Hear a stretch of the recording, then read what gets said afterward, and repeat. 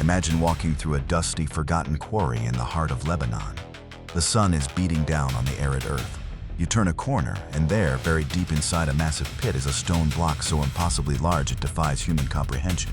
It weighs a staggering 1,650 tons. 3 of its massive sides have been cut perfectly flat, flawlessly smooth. But the bottom?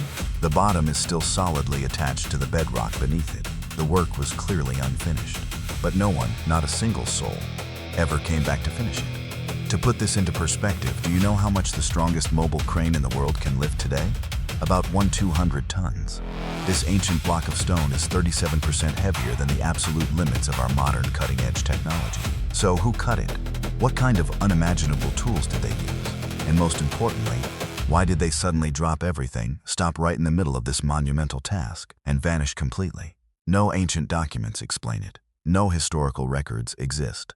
For thousands of years, the only answer we have ever received is a deafening silence. But Baalbek is just the beginning, because the exact same fingerprints, technology we cannot explain, and work abruptly, inexplicably abandoned, can be found scattered across the globe. We see it in the ancient, rose-red city of Petra in Jordan. We see it carved into the sheer, dizzying canyon walls of Arizona. And we find it hidden deep inside the ancient, misty forests of California. Everything stopped, all at once, all over the world. Today, we are going to follow the evidence, challenge the history books, and find out why. To truly grasp the sheer scale of the mystery at Baalbek, you first need to understand what this place is. Baalbek sits in the fertile Bekaa Valley of Lebanon. Thousands of years ago, it was transformed into a massive religious center for the Roman Empire, featuring some of the largest temples ever built to worship gods like Jupiter and Bacchus. If you take a standard tour, the story seems incredibly simple, just like hundreds of other Roman ruins scattered across the Mediterranean.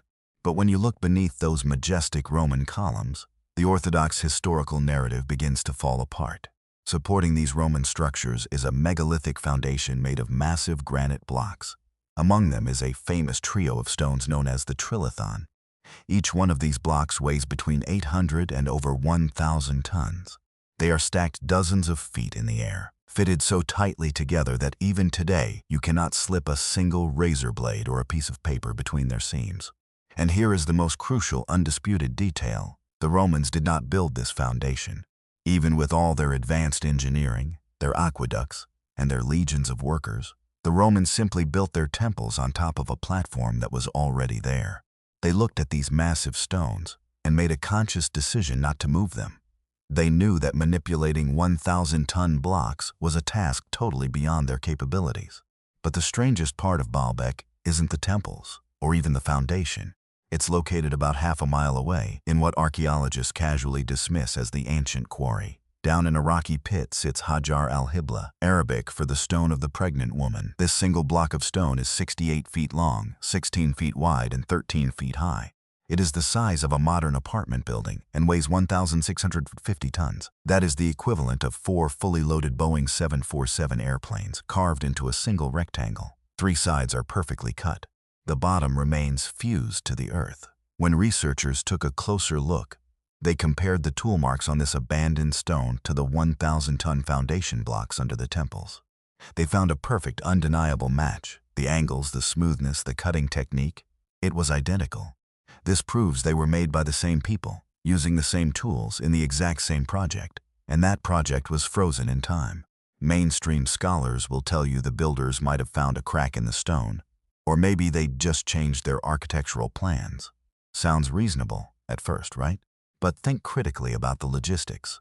These were master engineers, were people who had already successfully quarried, lifted, and moved dozens of 800-ton blocks nearly a mile, placing them with microscopic precision. Builders operating at a godlike level of engineering do not just walk away from months of grueling work because of a tiny crack. They know how to buff it out or carve around it. And if the blueprints changed, they would have simply broken this giant stone down into smaller, usable blocks. They would not have left a 1,650-ton monolith sitting in the dirt for millennia.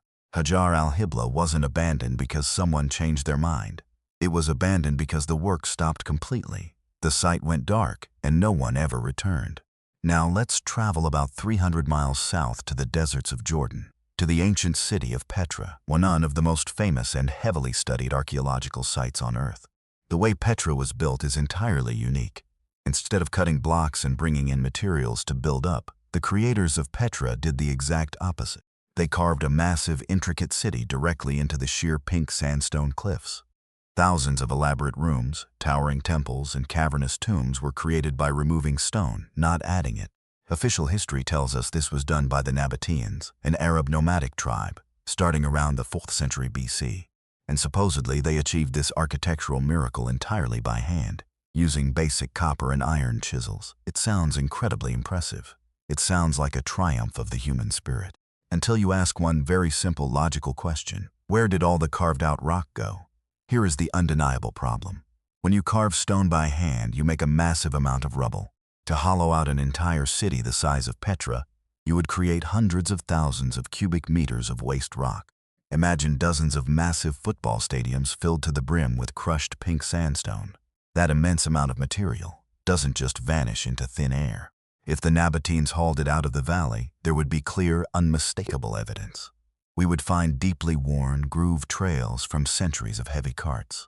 We would find massive, ancient dump sites out in the surrounding desert. Archaeologists have searched for this endlessly. They have scanned the deserts. Yes, they found some rubble, but the amount is microscopic compared to the sheer scale of the city. The math simply does not add up. The rock is gone. But there is an even more haunting detail hidden within Petra. Deep inside the unfinished areas, in the dark, unvisited rooms and dead-end hallways, you can see horizontal, evenly spaced, parallel grooves running along the walls. They do not look like hand chisel marks. They look mechanized. More importantly, these unfinished rooms do not look like a project that naturally wrapped up due to a lack of funding or the end of a dynasty. They look violently interrupted. It looks as if on one completely ordinary morning, the workers simply put down their tools, walked out of the caves, and were never replaced. If Petra was truly built slowly and methodically over several centuries, why do massive sections of it look like they were abandoned overnight? Now, let's cross the globe to the American West, where we find a completely different kind of evidence, yet one that tells the exact same story. In 2019, an independent French researcher named Philippe Duget began documenting strange, unnatural marks on canyon walls. Armed with mineral hardness testers, laser measuring tools, and high-resolution cameras, he collected precise data. When he shared his findings with European scholars, the response was a shockwave. Identical marks exist in canyons in Spain, Turkey, and the remote Caucasus Mountains. So, what do these marks look like, and why are they terrifying geologists? High up on vertical, sheer canyon walls, sometimes hundreds of feet in the air in places impossible for a human to stand, there are horizontal grooves deeply carved into the rock. They are perfectly parallel, spaced about 2 to 6 inches apart, and they run in straight, unbroken lines for hundreds of feet.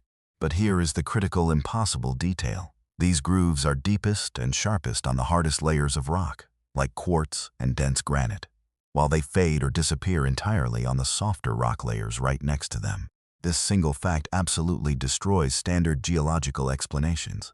Natural water erosion works on a very simple, unbreakable rule. Water takes the path of least resistance. It eats away the softest parts of the rock first. It leaves the hard rock protruding, creating a bumpy, uneven surface. But these parallel grooves do the exact opposite. They tear right through the hardest rock as if it were butter. This means they were not caused by flowing water or wind. They were caused by extreme mechanical force applied directly from the outside. Some geologists try to explain this away as natural stress fracturing. True, rock can crack under immense tectonic pressure. But natural cracks always follow the internal mineral structure of the stone. If the rock layers change, the crack changes direction. These canyon grooves do not do that. They cut a perfectly straight, horizontal path through multiple, completely different geological layers without deviating a single millimeter. What could possibly make cuts like that? In mechanical engineering terms, there is only one logical answer: a massive rotary cutting blade, powered by an immense energy source, moving steadily along the canyon wall. Think of a giant industrial circular saw, mounted on a track, slicing the side of a mountain. And this is the puzzle piece that connects our entire story today. In the late 19th century, logging companies in California, Oregon, and Nevada left behind the most physical, undeniable evidence of all. It is not hidden in a desert. It is not suspended halfway up a canyon. You can drive there and touch it yourself today. I am talking about the giant ancient tree stumps. Some of these remnants are over 30 feet wide, nearly 10 meters in diameter. You can visit the Centennial Stump in Kings Canyon, or look at the massive slabs of the Mark Twain stump, which was so gigantic they had to cut it into smaller blocks just to fit it through the front doors of the American Museum of Natural History in New York. The existence of these towering giants is an undisputed fact. But the question is not whether they existed. The question that no one wants to answer is, what did they use to cut them down? The absolute standard logging tool in the 1800s was a two-man crosscut saw. At its absolute maximum, it was about 12 feet long. If you use a 12-foot saw on a 30-foot tree, the blade cannot even reach the center of the trunk. That is basic, undeniable math. Historians claim loggers used springboards, ray wooden planks wedged into the bark to stand on, and slowly chip the tree down bit by bit with axes over weeks. But there are no actual, credible photographs, no technical drawings, and no detailed engineering logs showing this process for the absolute largest of these trees. We only have the stumps and the tall tales. But look at the real anomaly, the cut surface itself. When you chop or saw wood by hand, the surface is inherently wavy. It is uneven, covered in rough, jagged marks. Human muscles simply cannot maintain constant, perfectly stable pressure over a 30-foot span. Yet the tops of these giant stumps are perfectly flat, smooth, completely flush across a massive surface area. A surface that flawless, on a canvas that large, can only be created by a high-speed motorized industrial circular saw. A technology that, according to our history books, absolutely did not exist at that scale in the 1800s. The chilling connection is now right in front of us. The exact same kind of advanced rotary technology that could leave a perfectly flat cut on a 30-foot tree trunk is the exact same technology that could carve perfectly parallel grooves into solid granite canyon walls. One type of technology, found in multiple locations, across different continents. And in every single place, the work stopped abruptly, with zero explanation. Let's step back and look at the whole picture. In Baalbek, a 650-ton block sits abandoned, its bottom still tethered to the earth. In Petra, hundreds of thousands of tons of rock vanished, leaving behind unfinished halls that look like the workers just stepped out for lunch and never came back. In the American West, mysterious mechanical grooves slice straight through the hardest stone mountains. And in the ancient forests, massive stumps bear the impossibly flat marks of giant machines that supposedly did not exist. 4 distinct pieces of evidence, spread across the globe, all sharing the exact same mechanical DNA. The biggest question here isn't just whether a highly advanced civilization existed in the past. The terrifying question is, if all these massive projects share the same origin, the same technology, and a global scale, what in the world happened to stop them? This wasn't one project running out of funding, it wasn't one local war, it was a complete planet-wide freeze. No handover, no successors, and no warning left behind for us. Some independent researchers point to a global reset event, a sudden cataclysm powerful enough to completely wipe out the infrastructure of a highly advanced, unified civilization in the not-so-distant past. It might be hard to accept, but right now it is the only theory that actually fits all the puzzle pieces together. Because the textbook explanations just don't work anymore. Water erosion does not cut straight through hard rock. Hand saws do not make perfectly flat cuts across 30-foot trunks. And the laws of physics do not allow mountains of carved stone to simply vanish from Petra. Today, Baalbek is still there. The giant stone waits patiently for a saw that never returned. The canyon walls carry their mechanical scars, and the massive tree stumps sit in silence, defying time. This evidence does not demand that you blindly believe in a conspiracy. It only asks one thing of you. Dare to ask the right questions and never settle for half-baked answers. Mainstream history still owes us the truth. And until that truth comes to light, these stones and stumps will remain, waiting patiently for a generation brave enough to look at them closely and finally demand the real story.